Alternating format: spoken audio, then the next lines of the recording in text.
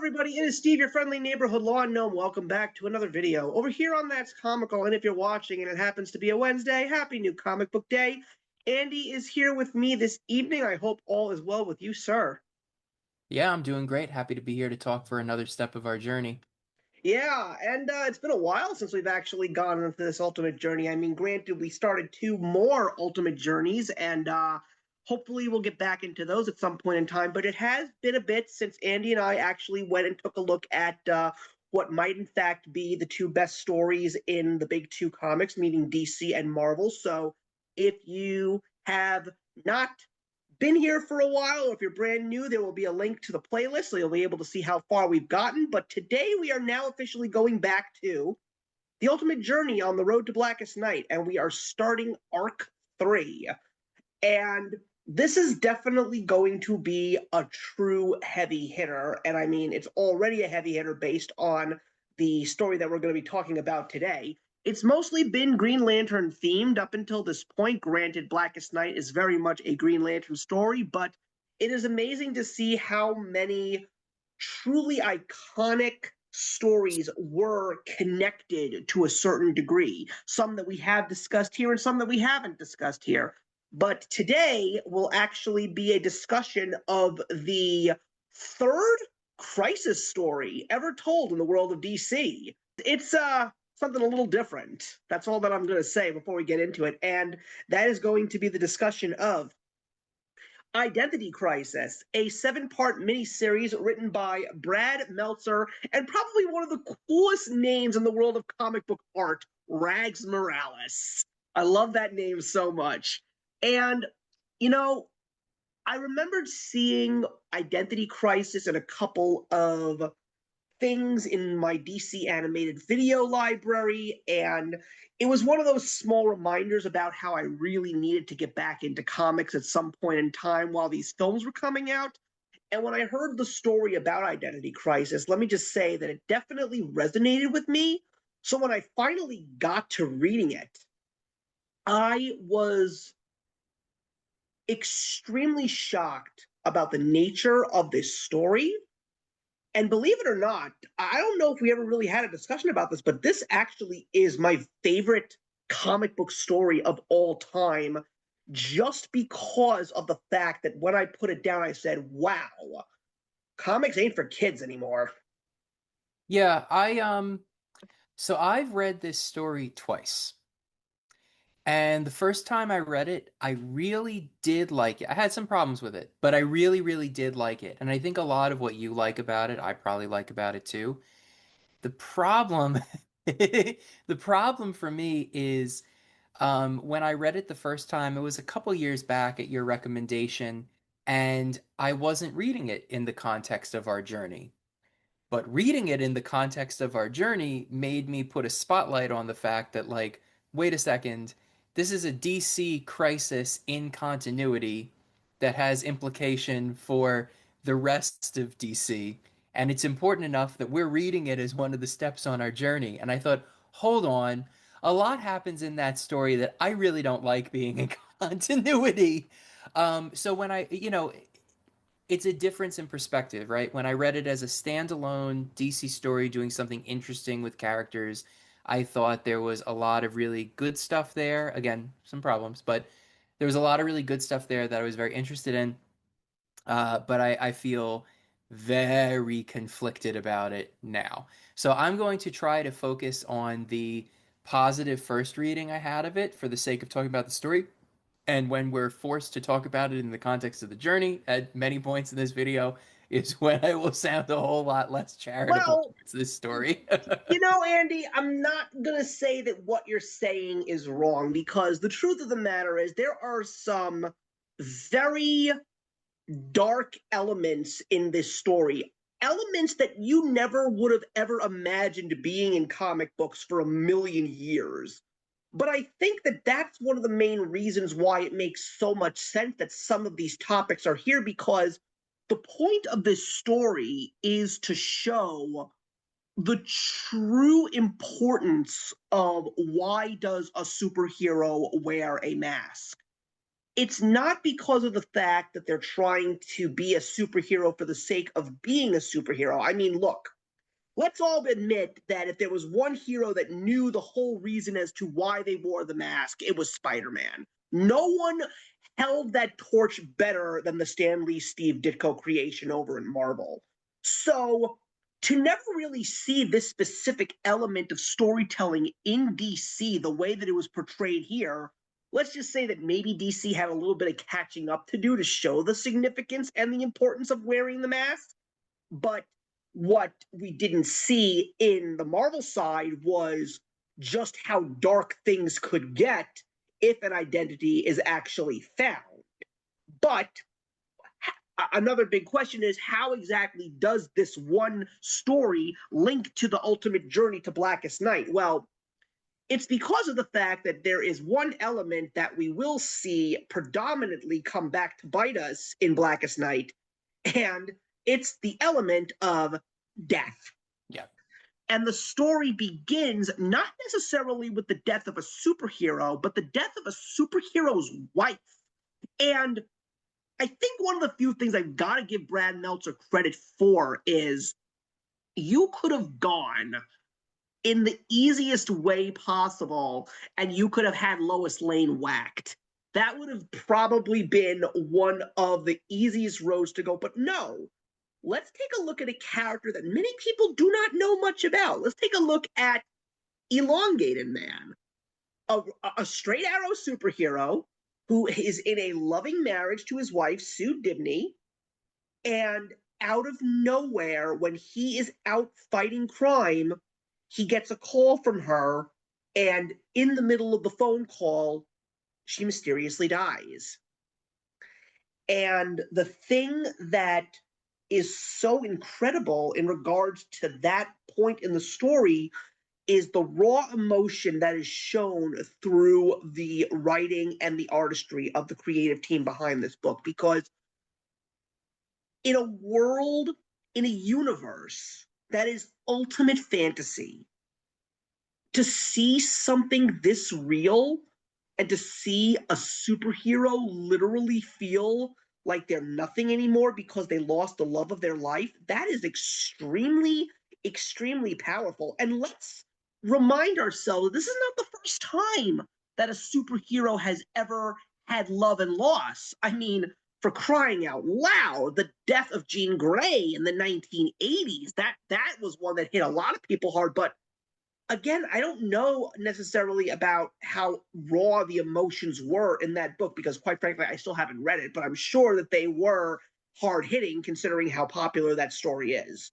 But the artwork and the storytelling just brings the idea of a hero losing someone and not really knowing how to go forward because he's not necessarily sure how it all happened. And at the same time, he blames himself because of it. Yeah. And it's very raw, and you're right, it's very kind of to new to focus it, and this issue one kind of jars us out of our comfort zone with the heroes. It introduces this element of their humanity, and the idea of the entire comic is making them vulnerable, right? And like, what is the point of the secret identity? It's to protect the people around them who matter, who are vulnerable, right? So and I think you're right that it's interesting to choose to focus on Elongated Man, right? Like, Yeah. because this is a more this is I mean, this is a minor character in the grand scheme of things, right? Like, um, so centering the story on him makes it feel even more human, I think, too. There's a little bit more freedom of what you can do with the character because there aren't as many expectations on their behavior. Not that expectations on characters' behavior value much in in this story. Um, but I do think that it's it's it's an issue one about grounding us in a level of reality, that's a departure from the rest of our journey to make sure that we are focused on not just the street level but the home level. And I think to that end, it's very successful at what it's trying to do as an issue one. Yeah, and I mean, you as you move into the story and you actually see the funeral. We've already been to a funeral on this journey already, and Hmm. that last funeral doesn't hold a candle to the one that we get here because you literally see elongated man fall to the floor by Sue's grave and just he can't speak. And it's also very interesting. What makes this moment even more deeper and a little bit further as the story progresses is how does Sue Dibney's death affect all the other heroes around them?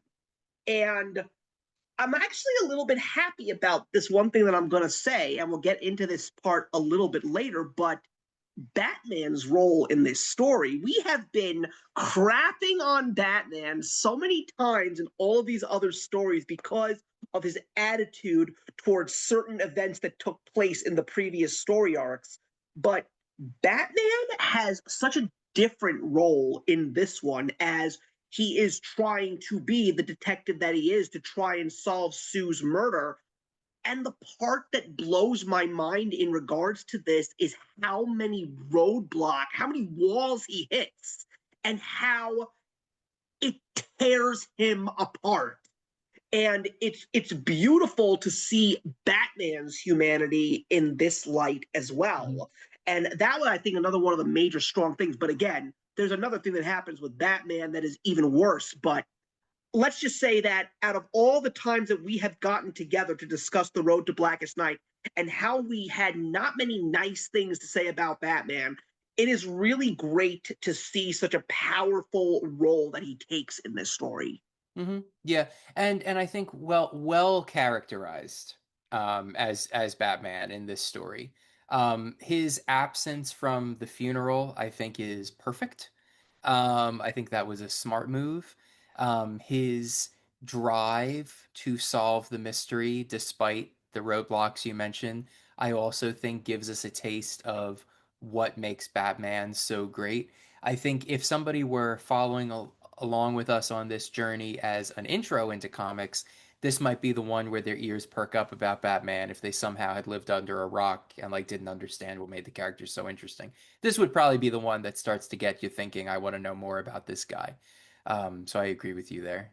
Yeah, and of course they immediately start thinking, meaning the other heroes starting to think about who could have possibly done this, and the first person that they think about is the villain Dr. Light. When the reasoning around Dr. Light comes into the plot, that was probably the point where I was like, what in God's name am I reading? I cannot believe that I am reading this because oh wow, this is a word you can't even say on the internet without being flagged. So I'm gonna try my very best to not say it, but the fact that we got a flashback to the Watchtower because the thing about Sue was she was very much involved with Elongated Man as her husband and as a superhero. She knew his life.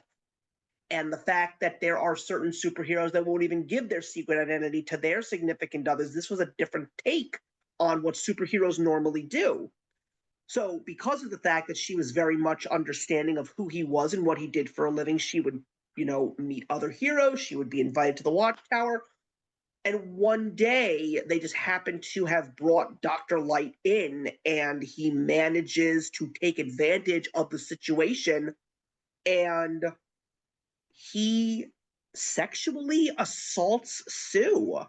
Now, granted, in the indie comic world, there's a lot of things that are very much mature audience only that take place, but I had never, ever imagined seeing something so horrifying and so real in a comic book from DC that involved, all of these famous heroes. I mean, maybe in a Vertigo comic it would have made sense. I mean, we all know that there is a scene like that in Alan Moore's Watchmen, but that, of course, is not for children. But let's just say that as a kid, and you could probably say the exact same thing, as a kid who got Batman stories read to him as his bedtime stories, would you ever have imagined the world and these heroes of DC to be put in a situation like that? Uh, Mostly no, but also semi yes. And I'll let you finish your thought, and then I'll need 3 to 5 minutes to talk about my problem with this story. No, It's just it was something that I never would have thought I would see in a DC comic in a million years, and I was just it just puts so many things into perspective for me, like saying, wow, comic books really are growing with the audience that fell in love with them back in the 70s, 80s, and 90s. And, to see all of these newer stories, and more importantly, now that the comics code is basically in the garbage, to see the liberties that some of these creators would take and what directions they would take these heroes in.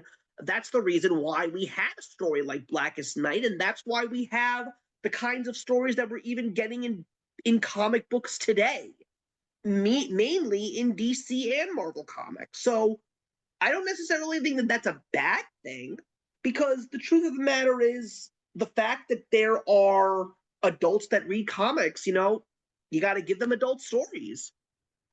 All right, so here's my take, and just give me like 3 to 5 minutes, and then I can be honestly largely glowing about the story otherwise. But like this flashback and then how the heroes respond to it is really where my problem is, right? Um, so this came out in the what early to mid 2000s, right? So we're going through kind of our initial everything is gritty time period, right? Not just in comics, but in all kind of nerd fandom, right? Yeah. So there's a little bit 2005. of 2005 is when this book okay, came out. yeah, there's a little bit of like over dark to be expected from content from this time period that I'm ready for and I expect, right? I feel like this flashback is over the top in that direction. And I think, broadly speaking, I have a problem in this story that women are objects to move the plot forward. I don't feel like there is all that much agency given to women broadly, with a couple key exceptions, but even them tend to be used for a story beat for somebody else. I don't like that. But what I will say is, I kind of, it's weird. I expect it from something written at that time, and it's only just now starting to get long ago that I'm able to enjoy something with the lens of this is how things were not artfully handled, but there was an intent behind it at the time. So there's a big part of me that can still enjoy this story on the level of everything you were just saying, Steve, which is more mature, not keeping things out of the story, doing something that's a little darker, exploring the characters in a different way. But I don't particularly love the way that it was explored here. That's a problem I had with it when I first read the story a few years ago, and that I still have with it now, and will always have with the story. Putting that aside, because of all the caveats I just gave of why I can still get around it, we also get into what my problem is that is kind of irreconcilable about it, which is that level of grimdark works for me, kind of read, if not as an Elseworlds, just thinking of it more as a standalone thing. The difficulty I have, which we will now be going into as we get more in the plot by plot beat to this, is that I don't love how the characters reacted in that flashback and what that means for the characters moving forward. Oh I yeah. have deep moral problems with Superman's behavior. I have deep moral problems with all of the heroes, with the notable exception of Batman, who are involved in the bulk of this story. And my problem is at the end of it, when I first read it, I could put it down and be like, that was an interesting exploration into how much identity matters. And on my second read now, I put it down and I think, all right, so like Green Arrow's just like that now. Like now, like as I go on and read the rest of this journey, I gotta remember, they made that choice. This is like a thing that's canon that I have to keep in mind. Yeah, yeah, we Um, got to talk about that choice. and yeah, so that's the thing now, right, that I layer on top of it. So there's the first thing that while it's a problem, even though this is not that long ago, it's long enough ago that I start to look at it as a product of its time, which is a position of privilege I have, but I acknowledge that's how I can do it, still enjoy the story. But then the second thing is just this level of comic book nerd canon, which becomes its own issue. Anyway, I have now said this whole piece. I'm now going to put back on my kind of time blinders and focus on the importance of secret identity and the humanity and the private lives that these heroes keep. and I'm going to probably talk about it as if this isn't canon for most of this story to enjoy it. And Well, that's my piece. I am not going to disagree with you at all. As a matter of fact, yes, the Yeah. choice that the heroes in the Watchtower that day make is extremely unsettling.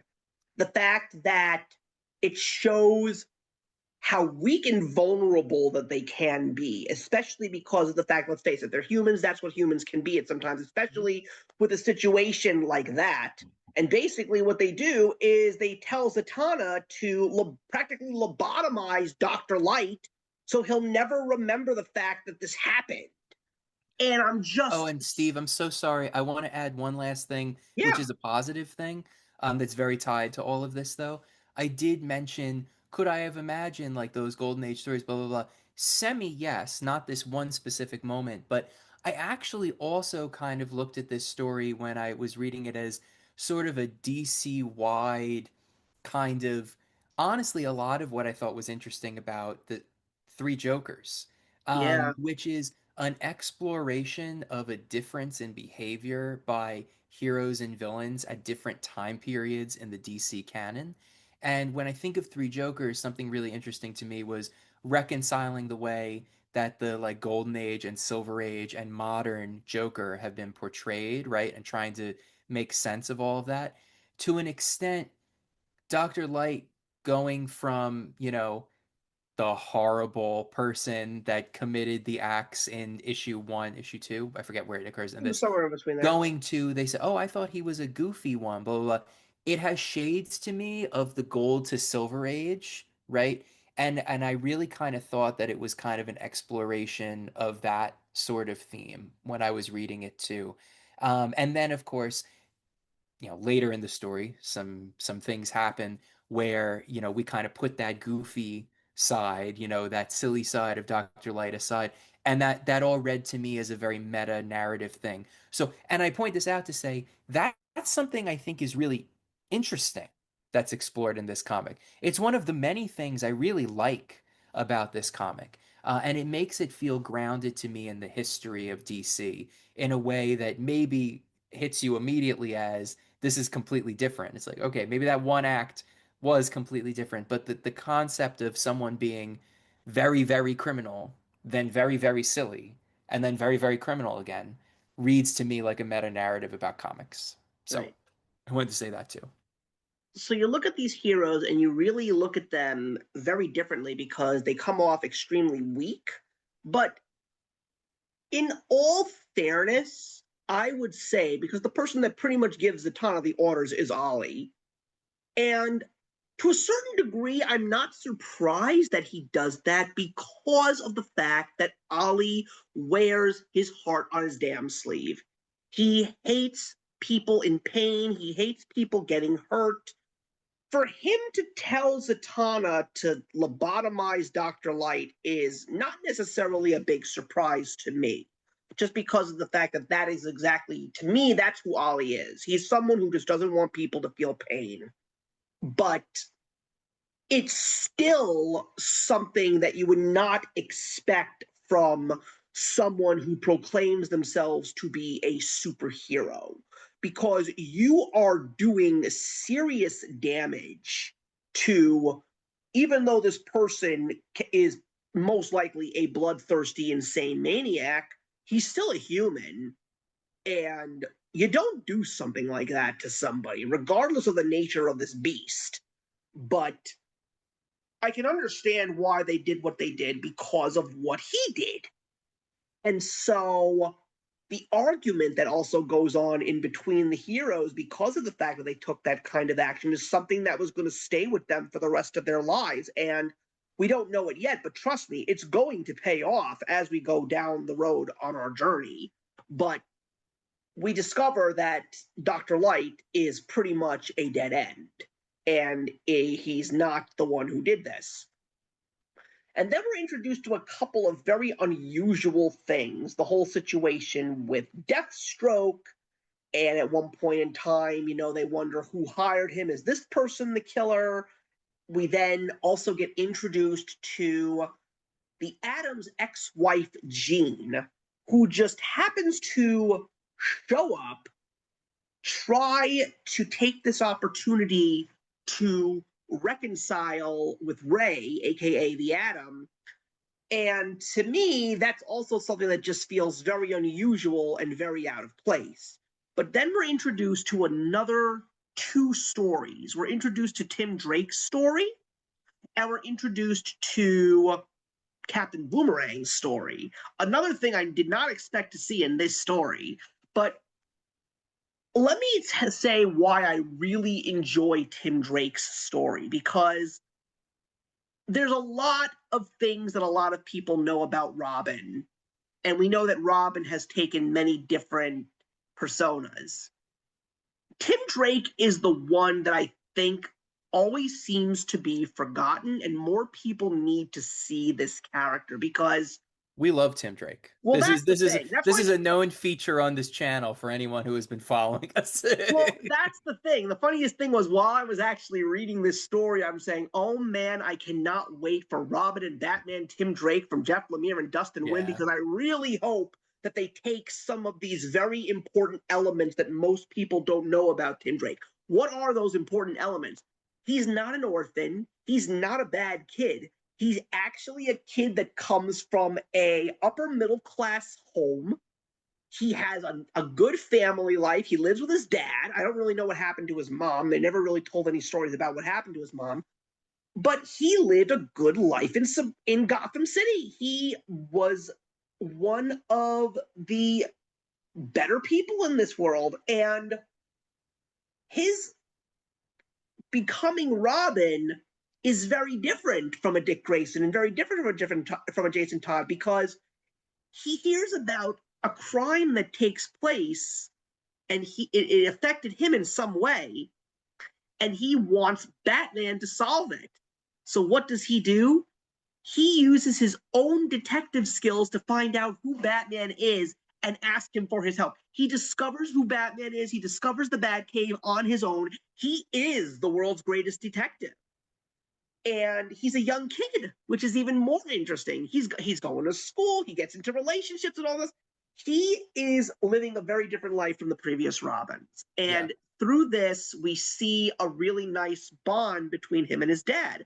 The fact that his dad even knows that he becomes Robin when the sun goes down, and the fact that his dad is more worried about him, and yet Tim doesn't really think about his dad that much being in trouble or being in danger, because he always says, I'm the kid. I'm the one that's going out and risking my life every single night. My dad's probably able to take care of himself. So it's a very interesting dynamic when it comes to this relationship with a father and son. Mm-hmm. And then we also take a look at Captain Boomerang finally meeting his own estranged son. And it is very interesting how, I don't know if it's poor writing or if it's good writing, but they seem to develop a bond pretty quickly. Mm-hmm. I love this part of the story. I really don't have much bad to say about it. You know, the most I could say that was bad about it is an emotional one where I'm where Brad Meltzer wants me to be, which is there's a lot about this story that I find upsetting. But I think that this is handled very well, and I think it plays. It can't work without Tim Drake being great for all the reasons that you just stated. This would be a complete flop if I didn't care about Tim Drake. But you and I, we do. Yes. So He this was the this Robin I grew up with. yeah, this works, right? I really like this story with him. And I really love the interweaving side plot with Captain Boomerang too. You know, it's funny, you could say that it like falls into place too quickly, like maybe, but like there's a certain amount of like I'm allowing myself the suspension of disbelief for that timeline, knowing that we have this much plot to get through and this many issues where, you know what? Maybe there is just some kind of deeper cosmic connection between father and son that allows something to bloom. They've both longed for this meeting, right? And so I think they open themselves up to each other faster because of that longing, right? So I don't see it as some kind of flaw. I see it as a kind of realism that I think the story was going for. And even though it failed in some ways that I talked about already, this is one of its examples of succeeding at that, Yeah. and I think it does it very well. Yeah. Yeah, and another character that we really didn't get a chance to talk about is he's actually there throughout the entire story, and that's the Calculator. He's a very interesting Batman villain. He's basically not even a supervillain. He's just a guy who is a super genius with numbers. He just knows how to do this, and he seems to be like the middleman for hiring contract Yeah. killers in He's this like story. Oracle for hire. You know, Yeah, pretty much. like give me $1,000 and I'll be your Barbara Gordon. Like And there's also that other, I'm starting to jumping around, but there's a couple of other very yeah. unusual things that take place. And then, of course, one of the things that actually happens while the whole story with Tim Drake is developing, we also find a moment where Ray comes home and finds his ex-wife like bound and gagged and like with a noose around her neck, like on a door. It was just like, I don't know. There was something about it that just didn't seem right. And the funniest thing is, as we go throughout the rest of the story, we understand how everything with her is very out of whack. Yeah, yeah, yeah, definitely. Because yeah, I mean, look, I already talked about it a little bit. Our women either die or can't do anything or are crazy. That's what we got in this story. I've Yeah, I'm already going. I'm talked going to give about my it. thoughts about that soon. I, Yeah, I've already but talked about it, but yeah. the other thing that's very interesting throughout this point is there are other heroes that are starting to like sleep with one eye open or look behind their shoulders Yeah. every 5 seconds because of what happened with Sue. They're all very concerned for their own well-beings. And there's at one point in time where Lois gets a death threat. And that's very scary. I mean, I gotta say, I was a little bit upset when I actually read that. But what was very unusual was the fact that Captain Boomerang basically gets hired for a contract killing, and the person that he's actually told to kill is Tim Drake's dad. I will never understand why, out of all the people, it was Tim Drake's dad who was asked to be killed. And the other unusual part is that one night when Tim goes out and says goodbye to his dad finds a gun in a box with a note to it, basically saying, protect yourself. And it's like, why is this gun here? Who sent it? Was it Tim who sent it? But all we know was that the minute that his dad finds it, he tries to get in contact with Tim immediately because he thinks something bad is going to happen. And lo and behold, there was a standoff between Captain Boomerang and Tim's dad. And unfortunately, this killing for hire gets botched because not only does Tim's dad pass away, Captain Boomerang passes away too. But the moment where Tim finds out that his dad was killed is probably the most powerful part of the whole story. And again, I'm glad that I mentioned the Robin and Batman stories because one of the reoccurring themes that I see in the Robin and Batman stories that Jeff Lemire writes is at the end of each of these two miniseries thus far, Batman and Robin have an embrace. Mm-hmm. And there is a massive embrace between Batman and Tim because Tim needs somebody and Batman is absolutely crushed. Yeah. Yeah, and it's painful. And I hate it because I hate to see it. I mean, like I like this story. You know, it's Tim Drake had a father, right? It's something that made him different. But there's still many ways that Tim Drake is different and his own Batman, right? His own Robin, right? And in this moment when Batman embraces him, it's kind of like this is a part of this that I didn't want for you, that I thought didn't need to be part of this story for you. And there's there's terror and despair in Tim's eyes, and there's anguish in Batman's eyes. And I think I read that as where it's coming from. That it's just like this is the thing that it always brought me joy, didn't need to be your story, even though it's everyone else's. Like, yeah. And also through this point, this is where Batman is just starting to break down because every single time he realizes he's like one step behind, he's not getting ahead of everything that's going on. He's not solving anything. And every time he thinks it's something, it ends up being absolutely nothing. He gets to the calculator. The calculator says, I'm not involved. he tries to read up on Captain Boomerang, and he realizes it had nothing to do with Sue Dibney's death at all. And meanwhile, at the same time, there are people that are actually working on the body, trying to figure out what's going on. Mr. Terrific and Dr. Midnight are actually working on this whole situation. It is nice to see a couple of members of the JSA involved in this as well. Mm-hmm. But another interesting thing that happens is all of a sudden Dr. Light has an epiphany and remembers what happened and what he did. And then another character gets involved in the story, and that's Wally West, trying to wrap his head around the fact that his friends did something really wrong, even though the person they did it to was a supervillain. And he seems to remember something that the rest of the team really don't want people to get out. And it's the fact that it wasn't just Dr. Light whose mind they wiped in that situation. They also wiped Batman's mind in this process.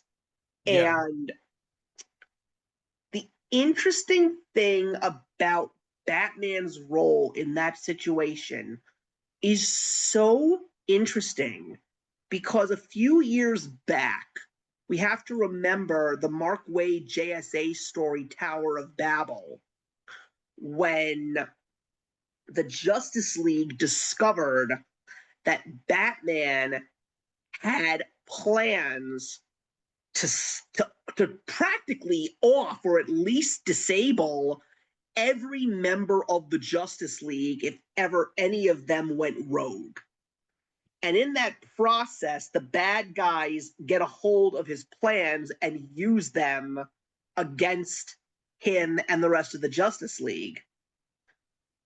And it all boils down to a serious matter of distrust. The fact that Clark, and Diana, and Arthur, and all those guys look at Batman and say, how could you? How could you do this to us? Because of the fact that, let's face it, Batman's a loner. That's the way he is. And he is a true hero. And even though he knows that these people are good people, he's always reminding himself, what if? And we get that element in this moment because what if Batman actually remembered that this all happens? And more importantly, as Wally says, what if Batman finds out that you did this to him? And the part that was really funny was, I believe it was Ollie who said, well, remember what Batman did to us? So it was sort of a dick move to be said, but, you know, an eye for an eye, so to speak. But can you blame him? Yeah. Well, I mean, probably the thing that drives me the most nuts about continuity in this is Batman's knowing look when Wally kind of raises those. Wally says something later on that leads to Batman giving a knowing look, and the implication to me is that Batman solves this mystery every 2 or 3 weeks, and they and they have to wipe him every time, right? Which just feels that's it's the only way I can choose to read this, and I just feel like that's absurd.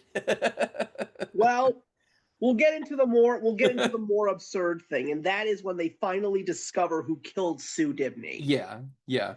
Basically, Mr. Terrific and Dr. Midnight are looking at magnified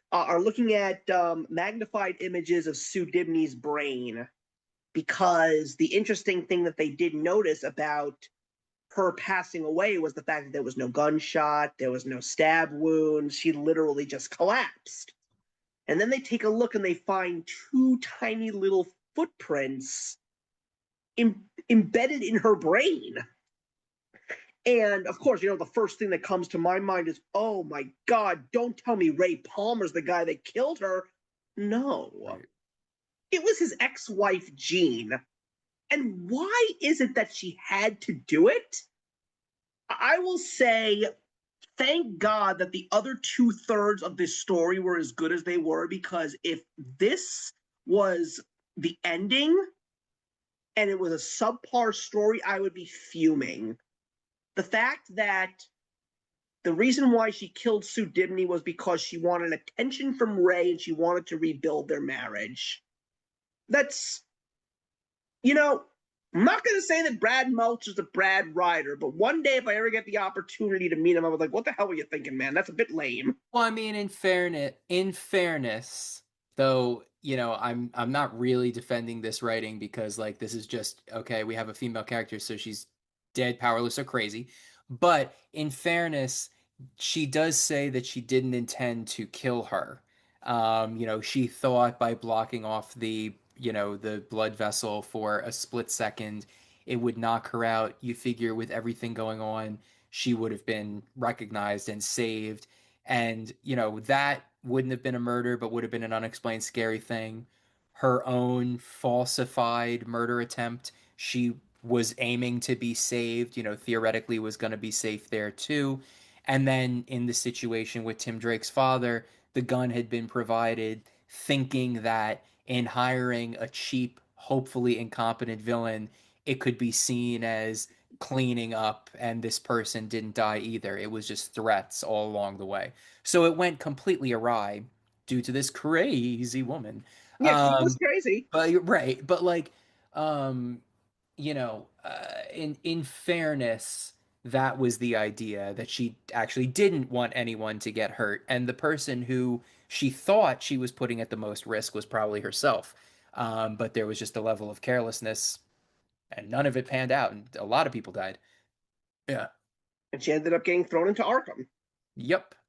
which Yep. made perfect sense. Yeah, that But part made sense. yeah, well, the story wraps up basically with everybody not really knowing where to go from here, because that's really how you feel at the end of Yeah. this story, with all of these completely unusual DC comic moments. Again, these are things you never saw in a regular DC comic before. This was something different. It was very impactful. And right now, the heroes really don't know what to do, rather than just, keep doing what they're doing. But the truth is, they're now not necessarily looking over their shoulders for a possible hit. They're now looking at each other and saying, who do I trust? Hmm. That's basically what it is. Yeah, look, I mean, when I had read this thinking of it as a standalone thing, the uncertainty that you're left with at the end, I kind of thought was eventually the heroes kind of get their comeuppance from Batman. That kind of feels like where it ends, with that look towards Wally, that there will be some kind of conflict coming out of it. Um, that's that's how I read of it as a standalone story. But in continuity, yes, it is a deeply concerning tale, where Superman hears what he wants to hear. Like, yeah, yeah, Yeah, it's super. I don't yeah. really remember much about Superman in this story. He's very Oh, he much doesn't like in do the. much. He doesn't do Yeah, much other than be present while they're talking about it. And then, Wally's like, well, how come, Superman hears everything? And Green Arrow's just like, well, you know what they say. You hear what you want to hear. And there's a close up on Superman. And we talk about his, like, being able to hear stuff from miles away. And it's like, oh, so he knows and doesn't care. Like, well, the only thing that I will say, Andy, is that this is the start of a very interesting arc for us on this ultimate journey. And there's going to be a lot of interesting stories to follow, a couple of crises as well. But I think by the time we get to the end of this arc and we move on to the next step in the journey, which is going to basically be mostly Green Lantern, I think you'll get a better understanding of why Identity Crisis fits here. I think you will. well, I mean, here's the thing, and we should talk about it at least briefly. So Firestorm dies. That's We true. didn't we didn't really Because it's mention that, something but that you don't even think about. I know it's when you're thinking about this story in a vacuum, you don't really think about that. But Firestorm definitely dies. And then also, we see Hal Jordan for a little bit in That's this right. story. So even though this is not something that I would ever call a Green Lantern story, tying it back to our larger journey, we actually get a little bit of a moment kind of talking about that conflict that Hal slash Spectre, whatever he is now, whatever that entity is, kind of grapples with his connection and lack thereof from the world. And we have our funny little sting, the wink wink nudge towards, well, when are you coming back for real? We'll see about that. So we get a little bit of that, right? Yeah, So like exactly. it is actually grounded still in our journey in that way. But you're right, the way you let it off, this whole episode was exactly correct. A big part of the reason for this story is the deaths that occurred in this story. And I think a lot of them, with the exception of Firestorm, will be front of your mind when you think about this story. And Firestorm, obviously, very important to previous chapters of this journey. The death hit me a lot harder in this one, even though it's a fairly passing matter, just because the steps that we have just gone on in the last couple months made Firestorm matter to me more than he probably ever had. So that was actually a loss. And we will see how all those things come to a head later Yeah, on. absolutely, absolutely. And we're gonna see other things that you could do at this point in time, by the way. Just remember, as we always like to do, is like if there are any other rabbit holes that you want to go into further, there are a couple of interesting tie-ins here. There is a tie-in to this story involving the JSA. There's also other there's a Flash issue that basically has the funeral of Captain Boomerang, which is, of course, tied into this as well. I would definitely say that if you want to read that one JSA issue, then I would highly recommend you do a little bit more efforts and read as much of the JSA run by Geoff Johns as you can, because it is some of the most beautiful writing, and that's what's happening at this time, along with the current JSA run that was happening as well. There were some really good titles that were happening at that point, not to mention the fact that Geoff Johns was also writing The Flash at that point, and he was writing some really great stories as well. So there's lots of really good stuff that was going on within the time frame of Identity Crisis coming out. But of course, you said it. You took the words right out of my mouth. When the Spectre and Ollie are having that conversation, Spectre asks, well, most importantly, to make things not so freaky, I did like the fact that Hal did give him his usual persona in human form. But of Yeah, course, the Green Arrow asks him, when are you coming back? Well, let's just working say on that it. the next time that we get, let's just say that that time is coming very close, and that is when Geoff Johns will really officially take over the Ultimate Journey and bring it to where we're very excited to take it. So I think that we're going to wrap up Identity Crisis again. It's a different story. It's a very unique story for DC Comics. It's an unsettling story. And I think that's one of the main reasons why those elements are what makes me very much enjoy it, even though it's got a lot of things to not enjoy about this, because it's not a lighthearted story. Yeah, But yeah. thank you very much for watching, everybody. Leave a message in the box below. Let us know if you've read Identity Crisis. What are your thoughts on Identity Crisis? We'd love to talk to you. Don't forget to subscribe and hit that notification bell. You're up to date with all of our latest episodes and videos. And we're looking forward to getting back to the Ultimate Journey to the 2015 Secret Wars, where we're going to officially get close to wrapping up that story arc in the Ultimate Universe. So until then, everybody, we will see you in the next one.